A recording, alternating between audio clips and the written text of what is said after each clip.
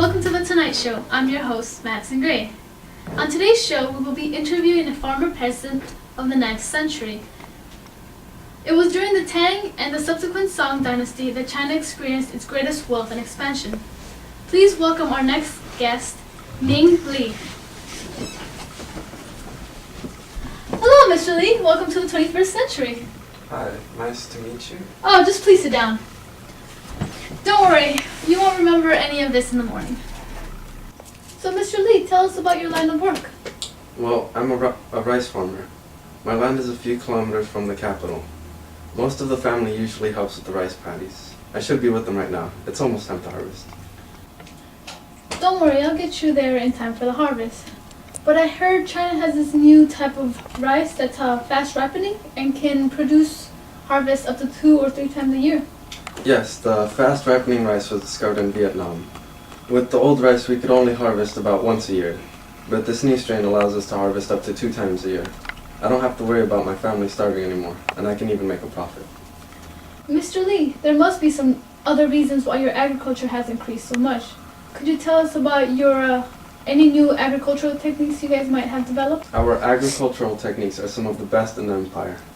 We have very fertile land that we keep maintained by using fertilizer made from cow manure. We keep the land supplied with water by the use of Dikes? yes, dikes, reservoirs, canals, and water wheels, some of which are powered by both man and beast. And do you use any tools?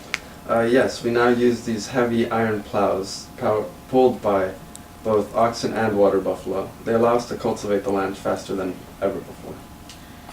So Mr. Li, what do you do or where do you sell this excess rice? I sell it in the city market. My son runs a small shop there. The diversity of goods available there is amazing. There are things from all over the land. There are spices and wines from the west, and silks and porcelain from throughout our empire. Do you use coins or do you still use the barter method? At first I only traded for other goods, but now that coins are more abundant, I use those instead. It's a lot easier to buy and sell things when you know the exact amount of something, instead of guessing and weighing it. Although the use of coins was more prevalent in the 9th century, China would eventually experience a shortage of coins. The growing economy left China unable to sustain itself with only coins. So in the 11th century, China introduced paper money for the first time in the entire world. So Mr. Li, you mentioned that not everybody participates in the farming. Who doesn't? Oh yes, my only daughter, she takes care of the house instead. She's very pretty, and I don't want just anyone trying to take her away. We want my daughter to move up in status.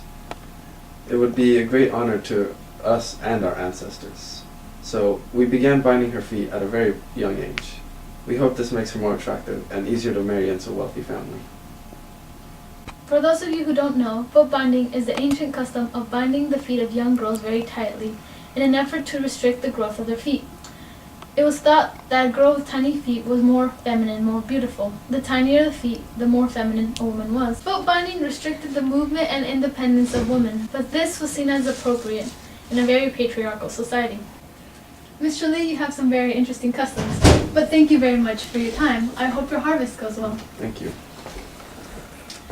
Well, I hope you enjoyed glimpsing the life of a peasant farmer of the 9th century.